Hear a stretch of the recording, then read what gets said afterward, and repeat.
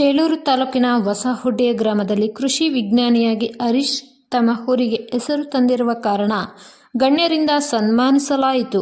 ಅಲ್ಲದೆ ತಮ್ಮ ಅನಿಸಿಕೆಯನ್ನು ವಿದ್ಯಾರ್ಥಿಗಳಲ್ಲಿ ಹಂಚಿಕೊಂಡರು. ಯಾವ ರೀತಿ ಬಡ ಕುಟುಂಬದಿಂದ ಹುಟ್ಟಿ ತಮ್ಮ ಸಾಧನೆಯನ್ನು ಯಶಸ್ವಿಗೊಳಿಸಿದರು.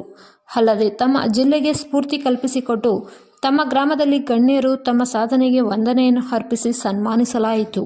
ಈ ಸಂದರ್ಭದಲ್ಲಿ ಗ್ರಾಮ ಪಂಚಾಯಿತಿ ಸದಸ್ಯರಾದ ಎಚ್.ವಿ. ನಾರಾಯಣಸ್ವಾಮಿ, ವೆಂಕಟರೆಡ್ಡಿ, ಬೈರ್ರೆಡ್ಡಿ, ಮಂಜುನಾಥ್ ರೆಡ್ಡಿ ಇನ್ನೂ ಹಲವರು ಹಾಜರಿದ್ದರು. ವರದಿ ಭಾಸ್ಕರ್, ಚೇಳೂರು. ನಮ್ಮಮ್ಮ ಬಂದು ಟೈಲರು.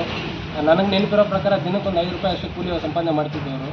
5 ರೂಪಾಯಿ, 10 ರೂಪಾಯಿ, 15 ರೂಪಾಯಿ ಅಷ್ಟೇ, ಅದಕ್ಕಿಂತ ಜಾಸ್ತಿ ಮಾಡ್ತಿರ್ಲಿಲ್ಲ ಅವರು.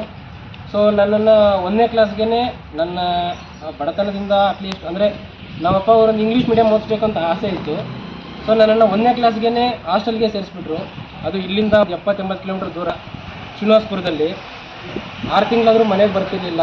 ಚಿಕ್ಕ ವಯಸ್ಸಲ್ಲಿ ಎಲ್ಲರೂ ತಂದೆ ತಾಯಿ ಹತ್ರ ಬೆಳಿಬೇಕು ಅನ್ಕೋತಾರೆ, ಬಟ್ ನನಗೆ ಆ ಅಪರ್ಚುನಿಟಿ ನನಗೆ ಇರಲಿಲ್ಲ. ಸೊ ನಾನು 1ನೇ ಕ್ಲಾಸೇ ಹಾಸ್ಟೆಲ್ ಸೇರಿಕೊಂಡೆ. ಬಟ್ ಅಲ್ಲಿ ತುಂಬ ಅಂದರೆ ಫ್ರೀ ಹಾಸ್ಟೆಲ್ ಆಗಿರೋದ್ರಿಂದ ತುಂಬ ತೊಂದರೆಗಳು ತುಂಬ ವಿಪರೀತ ಇರ್ತಿತ್ತು ನನಗೆ. ಹಾಸ್ಟೆಲ್ ಅವರೇ ಆಗ ನಾನು ಕರೆಕ್ಟಾಗಿ ABCD ಚೆನ್ನಾಗಿ ಹೇಳ್ತಿದ್ದೆ 1ನೇ ಕ್ಲಾಸ್ಗೆ. ಇವ್ನು ABCD ಚೆನ್ನಾಗಿ ಆಗಿರ್ತಾನೆ, ಇರೋದು ಬೇಡ ಇವನು ಅಂದ್ಬಿಟ್ಟು ಇನ್ನೊಂದು ರೆಸಿಡೆನ್ಷಿಯಲ್ ಸ್ಕೂಲ್ ಕೋಲಾರ್ಗೆ ಸೇರಿಸಿದ್ರು. ಅಲ್ಲಿ ಹಾಸ್ಟೆಲ್ ಲೈಫೇನೆ. ಸೊ 2ನೇ ಕ್ಲಾಸಿಂದ ನೆಕ್ಸ್ಟ್ 7ನೇ ಕ್ಲಾಸ್ವರೆಗೂ ನನ್ನ ಹಾಸ್ಟೆಲ್ ಲೈಫೇನೆ. ಅಲ್ಲಿ 7ನೇ ಕ್ಲಾಸ್ವರೆಗೂ ಕೋಲಾರಲ್ಲಿ ಮುಗಿಸಿದೆ. ಆಮೇಲೆ ಬಂದು ಇದನ್ನು 2 ಭಾಗವಾಗಿ ಹೇಳ್ತೀನಿ.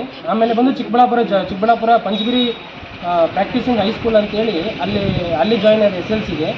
ಅಲ್ಲಿ SLC ಮುಗಿದ ತಕ್ಷಣ ಸೈನ್ಸ್ಗೆ ಮಾನಸ್ PU ಕಾಲೇಜಿಗೆ ಬಂದೆ. ಮಾನಸ್ PU ಕಾಲೇಜಲ್ಲಿ ಸೈನ್ಸಲ್ಲಿ ಫಸ್ಟ್ ಕ್ಲಾಸಲ್ಲಿ ಪಾಸ್ ಆಗಿ ಆಮೇಲೆ ನಾನು ಡಿಗ್ರಿಗೆ GKVT ಅಲ್ಲಿ ಜಾಯ್ನ್ ಆದೆ. ಆಮೇಲೆ MSc ಮಾಡಿ ಆಮೇಲೆ PhD ಕಂಪ್ಲೀಟ್ ಮಾಡಿ ಮೊನ್ನೆ 2024 ಮಾರ್ಚಲ್ಲಿ ಕಂಪ್ಲೀಟ್ ಮಾಡಿ ಮೊನ್ನೆ ಅಗ್ರಿಕಲ್ಚರ್ ರಿಸರ್ಚ್ ಸರ್ವಿಸ್ ಅಂತ ಎಕ್ಸಾಮ್ ಕಂಡಕ್ಟ್ ಮಾಡ್ತಾರೆ ICAR ಅವರು, ಸೆಂಟ್ರಲ್ ಗೌರ್ಮೆಂಟಿಂದ. ಅದು ಕ್ಲಿಯರ್ ಮಾಡಿ ಈಗ ಅಗ್ರಿಕಲ್ಚರ್ ಸೈಂಟಿಸ್ಟ್ ಅಂತ ಅಪಾಯಿಂಟ್ ಆಗಿದೆ. ಇದು ನನ್ನ ಜರ್ನಿ. ಈ PhDವರೆಗೂ ಮಾಡಿದ್ವಿ ಅಂದರೆ ದುಡ್ಡು ತುಂಬ ಅವಶ್ಯಕತೆ ಇದ್ದೇ ಇರುತ್ತೆ.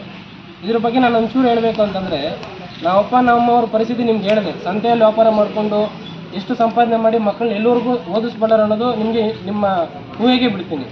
ನನ್ನ ಜರ್ನಿ ಬಂದರೆ ಎಲ್ಲ ಹಾಸ್ಟೆಲ್ ಲೈಫೇ ಮುಗಿದಿತ್ತು. SLCಗೆ ಬಂದು SLC ಫಸ್ಟ್ ಕ್ಲಾಸಲ್ಲಿ ಪಾಸ್ ಆದೆ. ಆಗ ನನಗೆ ಸರ್ಕಾರದಿಂದ 5,000 ರೂಪಾಯಿ ಕೊಟ್ಟರು, ಫಸ್ಟ್ ಕ್ಲಾಸಲ್ಲಿ ಪಾಸ್ ಆಗಿದ್ದೀವಿ ಅಂತೇಳಿ. 5,000 ರೂಪಾಯಿನ ಮಾನಸ್ ಕಾಲೇಜಲ್ಲಿ ಅದು 10,000 ರೂಪಾಯಿ ಇತ್ತು. 5,000 ರೂಪಾಯಿನ ಅಲ್ಲಿ ಕೊಟ್ಟು PUC ಕಂಪ್ಲೀಟ್ ಮಾಡಿದೆ. PUCಯಲ್ಲಿ ಫಸ್ಟ್ ಕ್ಲಾಸಲ್ಲಿ ಪಾಸ್ ಆದೆ. ಆ್ಯಕ್ಚುಲಿ ಮಾನಸ್ ಕಾಲೇಜ್ ಹೇಳ್ಬೇಕಂದ್ರೆ ಅಲ್ಲಿ ಇದ್ದಿದ್ದೆ ನಾವು 12 ಜನ. ನಾನು ತುಂಬ ಕೇಳ್ಕೊಂಡೆ ವಿಜಯ ಕಾಲೇಜಿಗೆ, ವೆಂಕಟಗಿರಿಗೆ ಹಾಕಿ ಅಂತೇಳಿ. ಅಲ್ಲಿ 20-30 ಸಾವಿರ ಇವ್ರ ಕೈಲಿ ಮಾಡೋಕ್ಕಾಗಲ್ಲ ಅಷ್ಟು. ಸರಿ ಅಂತ 12 ಜನ ಇದ್ವಿ. ಅಲ್ಲಿ ನನ್ನ ಜಾಯಿನ್ ಮಾಡಿದ್ರು. 12 ಜನದಲ್ಲಿ 10 ಜನ ಫೇಲು, 2 ಪಾಸು. ಅದರಲ್ಲಿ ನಾನು ಫಸ್ಟ್ ಕ್ಲಾಸಲ್ಲಿ ಪಾಸ್ ಆಗಿದ್ದೆ.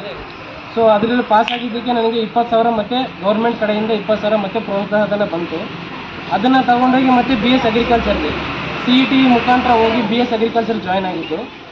BS ಅಗ್ರಿಕಲ್ಚರ್ 4 ವರ್ಷ. ಅಲ್ಲೆಲ್ಲ ಸ್ವಲ್ಪ ಗೌರ್ಮೆಂಟ್ ಸೀಟ್ ಇದೆಲ್ಲ, ಅಲ್ಲಿ ನಮಗೆ ಸ್ವಲ್ಪ ಫ್ರೀಯಾಗಿ ಎಜುಕೇಷನ್ ಎಲ್ಲ ಸಿಕ್ತು. BS ಅಗ್ರಿಕಲ್ಚರು ಫಸ್ಟ್ ಕ್ಲಾಸಲ್ಲಿ ಪಾಸ್ ಆದೆ. ಅಲ್ಲಿ ಮತ್ತೆ 35,000 ಕೊಟ್ಟರು ನನಗೆ ಫಸ್ಟ್ ಕ್ಲಾಸಲ್ಲಿ ಪಾಸ್ ಆಗಿದ್ದಕ್ಕೆ. ಆ